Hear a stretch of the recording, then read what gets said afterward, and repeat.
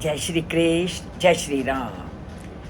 अप्सराओं का तो लक्ष्य पूरी तरह से सिद्ध होता हुआ दिखाई दे रहा है। जैसे ही ऋषि श्रृंग ने उनकी पूजा अर्चना की तो अप्सराओं ने भी अपने पास जो उनके मोदक थे और जो और मिष्ठान थे उन्होंने उसको समर्पित किया। अब उसके बाद क्या किया, क्योंकि उनका तो मूल लक्ष्य था अपने मोह जाल में ऋषि श्रृंग को फंसाना, और उसी के लिए वो आज क्या करते हैं, तास ततस तास तम समालिंगे सर्वा हर्ष समान्वितः मोदकान प्रददौस्ततौ भक्ष्यांश्च विविधान शुभान।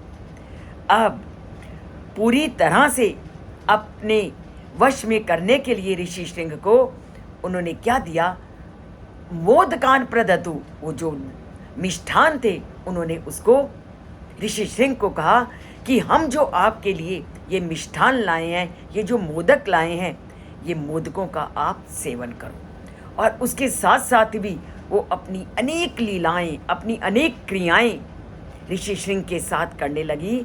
और क्या करने लगी, समालिंगे, और सब एक एक करके सभी अप्सराएं ऋषि श्रृंग को अपने वश में करने के लिए उनका आलिंगन करने लगी।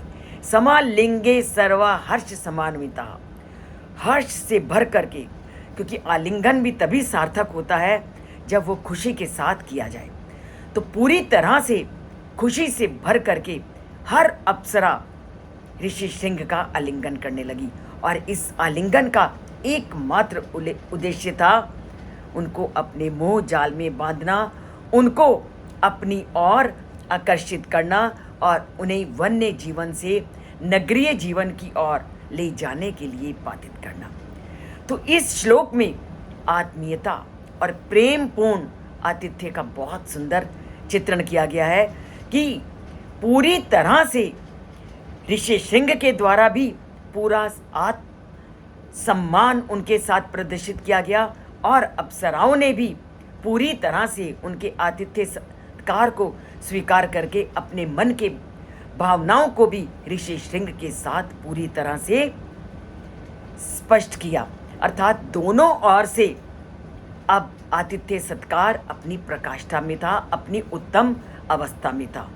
तो प्रेम पूर्वक जब उन्होंने स्वागत किया तो प्रेम पूर्वक वो उनके गले में लगने लगी, ताकि वो पूरी तरह से ऋषि श्रृंग को अपने जाल में फंसा सके और राजा रोमपाद के राज्य में ले जा सकें और पूरी तरह से उनके राज्य और प्रजा को सुख सुविधाएं प्रदान कर सकें।